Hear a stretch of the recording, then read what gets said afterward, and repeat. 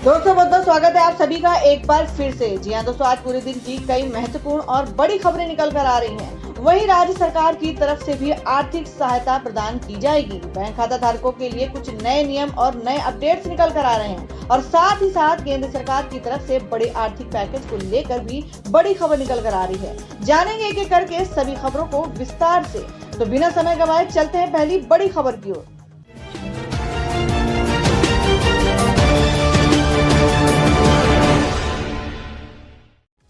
तो दोस्तों आज की जो पहली बड़ी खबर निकल कर आ रही है, आपको बता दें कि सोनिया गांधी की अध्यक्षता में विपक्षी दलों की बैठक, आर्थिक पैकेज को जनता के साथ क्रूर मजाक बताया। जी आपको बता दें कि कोरोना वायरस, लॉकडाउन और उसके बाद उपजे हालात पर चर्चा के लिए कांग्रेस की अंतरिम अध्यक्ष सोनिया गांधी की अध्यक्षता में वीडियो कॉन्फ्रेंसिंग के जरिए चल रही बैठक में 22 समान विचारधारा वाले दलों के नेता शामिल हैं। कांग्रेस अध्यक्ष सोनिया गांधी ने नरेंद्र मोदी सरकार के 20 लाख करोड़ रुपए के आर्थिक पैकेज को जनता के साथ क्रूर मजाक करार दिया और आरोप लगाया कि सरकार संघवाद की भावना के खिलाफ काम कर रही है और सारी शक्तियां प्रधानमंत्री कार्यालय तक सीमित हो गई हैं। इस बैठक में चर्चा की शुरुआत से पहले नेताओं ने 2 मिनट का मौन रखा, अम्फान चक्रवात के कारण जाने वाले लोगों को श्रद्धांजलि दी। आपको बता दें, फिर एक प्रस्ताव पारित कर केंद्र सरकार से आग्रह किया कि इसे तत्काल राष्ट्रीय आपदा घोषित किया जाए और पश्चिम बंगाल एवं ओडिशा को मदद दी जाए। बैठक में कांग्रेस समेत 22 विपक्षी दलों के नेता शामिल हुए। हालांकि समाजवादी पार्टी और बहुजन समाजवादी पार्टी की इस बैठक से दूर रही। सूत्रों के मुताबिक बैठक में श्रमिकों के मुद्दे पर मुख्य रूप से चर्चा की गई। कुछ प्रदेशों में श्रम कानूनों के लिए हालिया बदलावों को लेकर भी चर्चा हुई।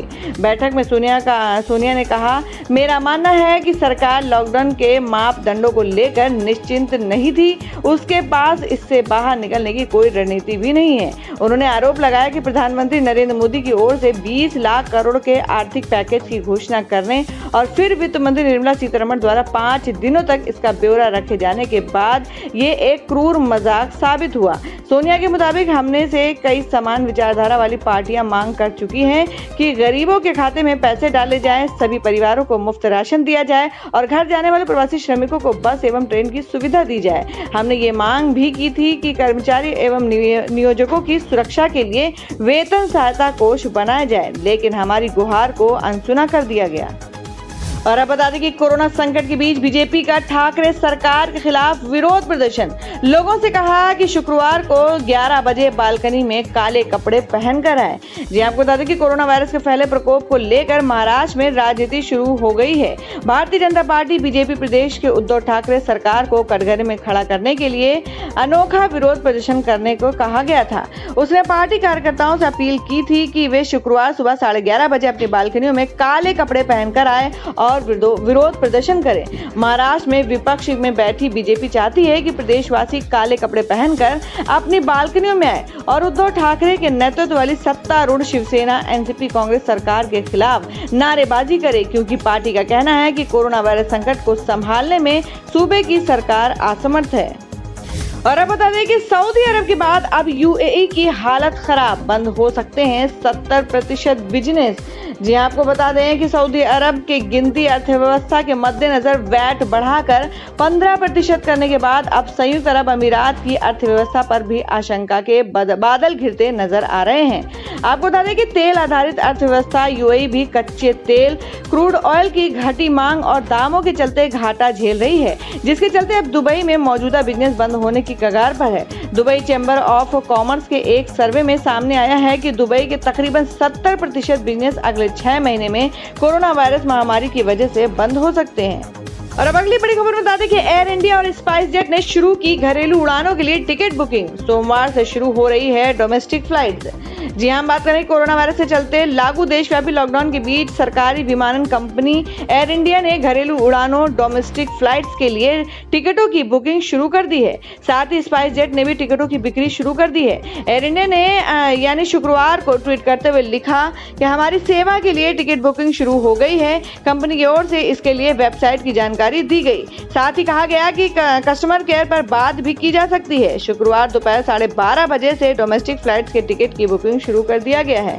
पिछले कई दिनों से बंद रही फ्लाइट्स 25 मई से फिर से शुरू होने जा रही है। हालांकि अभी सिर्फ डोमेस्टिक फ्लाइट्स ही शुरू हो रही है। हवाई यात्रा करने वाले लोग एयर इंडिया की वेबसाइट से टिकट बुक कर सकते हैं या फिर ट्रैवल एजेंट के जरिए से भी बुकिंग कराई जा सकती है। ट्वीट में बताया गया है कि कस्टमर केयर के जरिए टिकट बुकिंग के बारे में ज्यादा जानकारी ली जा सकती है। तो दोस्तों, खबरों में आगे बढ़ने से पहले जान लेते हैं आज के माइंड क्विज के सवाल को। आज का सवाल है, आपको बताना है आंध्र प्रदेश के मुख्यमंत्री का क्या नाम है।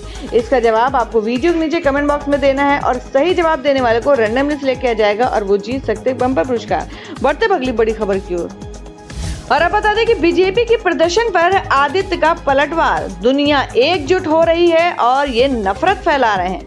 जी आपको बता दें कि कोरोना वायरस महासंकट का सबसे अधिक असर महाराष्ट्र में देखने को मिल रहा है।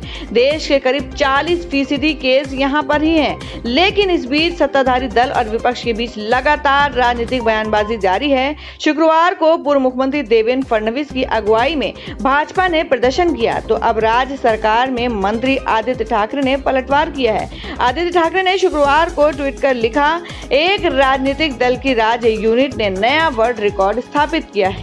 जब दुनिया सब कुछ भूलकर एक दूसरे की मदद कर रही है, तब ये पार्टी नफरत और डर की राजनीति करने में जुटी है। ये पार्टी महामारी को भूल चुकी है। आदित्य ने आरोप लगाया कि कोरोना संकट के बीच बच्चों को बिना मास्क प्रदर्शन में खड़ा करवाया जा रहा है। ये लोग कोरोना को भूल गए, राजनीति प्यारी है। गौरतलब है कि कोरोना वायरस संकट को लेकर शुक्रवार को भाजपा ने प्रदेश कार्यालय के बाहर सांकेतिक प्रदर्शन किया। इस दौरान पूर्व मुख्यमंत्री देवेंद्र फडणवीस की अगुवाई में पार्टी ने राज्य के लिए विशेष पैकेज के ऐलान की मांग की। भाजपा की मांग है कि राज्य सरकार द्वारा असंगठित क्षेत्र के किसानों, मजदूरों और श्रमिकों के लिए 50,000 करोड़ रुपए के पैकेज की घोषणा की जानी चाहिए। और अब अगली खबर आ रही है यूपी से। आपको बता दें कि सीएम योगी ने अधिकारियों को उत्तर प्रदेश में लौटने वाले श्रमिकों को 15 दिन का राशन और 1,000 रुपए भत्ता देने का दिया निर्देश। जी हम बात करें कि उत्तर प्रदेश में करीब 18 लाख प्रवासी मजदूर और कामगार प्रदेश के विभिन्न गांवों तक शहरों के पृथक केंद्रों के माध्यम से गए हैं और इन सभी को पृथक अवधि पूरी करने के बाद 15 दिन का राशन और 1,000 रुपए का भरण पोषण उपलब्ध कराए जाने के निर्देश दिए गए हैं। अपर मुख्य सचिव गृह अवनीश अवस्थी ने शुक्रवार को पत्रकार वार्ता में बताया कि अब तक प्रदेश में 20 लाख से अधिक प्रवासी श्रमिक और कामगार ट्रेनों और बसों के माध्यम से प्रदेश में लौट चुके हैं। उन्होंने बताया कि प्रदेश की 46,103 ग्राम पंचायतों में बने पृथक केंद्रों के माध्यम से 16,08,184 श्रमिक गए हैं। इसी तरह नगरीय क्षेत्र के 6202 मोहल्ले में बने पृथक केंद्रों के माध्यम से 2,24,639 लोग गए हैं और इस तरह प्रदेश में कुल 18,24,000 लोग पृथक केंद्रों के माध्यम से गए हैं। प्रवासी श्रमिकों के आने का सिलसिला अभी भी जारी है क्योंकि लगभग 100 ट्रेन प्रतिदिन आ रही हैं। तो दोस्तों, खबरों में आगे बढ़ने से पहले एक बार फिर से आपको याद दिला दें कि अगर आपने अभी तक हमारे वीडियो को लाइक नहीं किया तो जल्दी से वीडियो को लाइक कर दें क्योंकि आपका एक लाइक हमारे लिए बहुत ही महत्वपूर्ण होता है। और अगर आप हमारे चैनल पर नए हैं तो चैनल को जरूर सब्सक्राइब कर लें और बेल के बटन को भी जरूर हिट कर दें और हमारी पूरी न्यूज को जानने के लिए वीडियो को लास्ट तक जरूर देखें। बढ़ते अगली खबर की ओर। और अब अगली खबर में बता दें कि स्पेशल ट्रेनों के लिए रेलवे ने बदला नियम, अब इतने दिन पहले करा सकेंगे टिकटों की बुकिंग। जी आपको बता दें, कोरोना वायरस संक्रमण को रोकने के लिए देश भर में लागू लॉकडाउन के बीच भारतीय रेलवे 15 जोड़ी अप डाउन स्पेशल ट्रेनें चला रही है। अब रेलवे ने इन स्पेशल ट्रेनों की टिकट बुकिंग में बड़ा बदलाव किया है और इसके लिए 30 दिन पहले टिकट बुक किए जा सकते हैं। पहले जारी दिशा निर्देशों के मुताबिक राजधानी विशेष ट्रेनों की एडवांस बुकिंग 7 दिन पहले ही हो सकती थी। रेल मंत्रालय ने ट्वीट कर बताया कि भारतीय रेलवे वर्तमान में 12 मई 2020 से 15 जोड़ी स्पेशल ट्रेनें चला रहा है। यात्रियों की सुविधा के लिए अब इन 15 जोड़ी विशेष ट्रेनों के कुछ नियमों और शर्तों को संशोधित करने का निर्णय लिया गया है। रेल मंत्रालय के कार्यकारी निर्देशक राजेश दत्त बाजपेयी के मुताबिक अभी इन स्पेशल ट्रेनों में तत्काल बुकिंग की अनुमति नहीं होगी। आगे के दिशा निर्देशों के मुताबिक इन ट्रेनों में RAC या वेटिंग लिस्ट टिकट जारी किए जाएंगे। इसके अलावा रेलवे ने बताया कि अब टिकटों की बुकिंग और रद्द करने की सुविधा डाकघरों और यात्री टिकट सुविधा केंद्रों समेत कंप्यूटरीकृत PRS काउंटरों को दे दी है। इसके साथ साथ ऑनलाइन भी टिकट बुक की जा सकती है। रेलवे ने बताया कि टिकटों की बुकिंग में बदलाव 31 मई से शुरू होने जा रही है। विशेष ट्रेन भी लागू है। और अब जो अगली खबर आ रही है आपको बता दें, प्रवासी मजदूरों के खाते में भी आएंगे पीएम किसान स्कीम के 6,000 रुपए, लेकिन पूरी करनी होंगी ये शर्तें। आपको बता दें कि देश के करीब 10 करोड़ किसानों के लिए बड़ा सहारा बनी प्रधानमंत्री किसान सम्मान निधि स्कीम का लाभ प्रवासी मजदूरों को भी मिल सकता है, बशर्ते वे इसकी शर्तों को पूरा कर रहे हों। इसमें खास तौर पर रेवेन्यू रिकॉर्ड में नाम और बालिग होना जरूरी है। अगर किसी का नाम खेती के कागजात में है तो उसके आधार पर वो अलग से लाभ ले सकता है, भले ही वो संयुक्त परिवार का हिस्सा ही क्यों ना हो। केंद्रीय कृषि राज्य मंत्री कैलाश चौधरी ने न्यूज 18 के हिंदी से बातचीत में कहा कि शर्तें पूरी करने वाला मजदूर रजिस्ट्रेशन करवाए, सरकार पैसा देने को तैयार है। मजदूर के नाम पर कहीं खेत होना चाहिए। अब रजिस्ट्रेशन के लिए कहीं जाने की जरूरत नहीं, खुद ही स्कीम के वेबसाइट पर जाकर इसके फार्मर कॉर्नर के जरिए आवेदन किया जा सकता है। किसानों को डायरेक्ट मदद लेने वाली पहली स्कीम में परिवार का मतलब है पति पत्नी और 18 साल के कम उम्र के बच्चे। उसके अलावा अगर किसी का नाम खेती के कागजात में है तो उसके आधार पर वो अलग से लाभ ले सकता है। और अगर खेती की जमीन के कागजात के अलावा पीएम किसान स्कीम का लाभ लेने के लिए बैंक अकाउंट नंबर और आधार नंबर होना जरूरी है।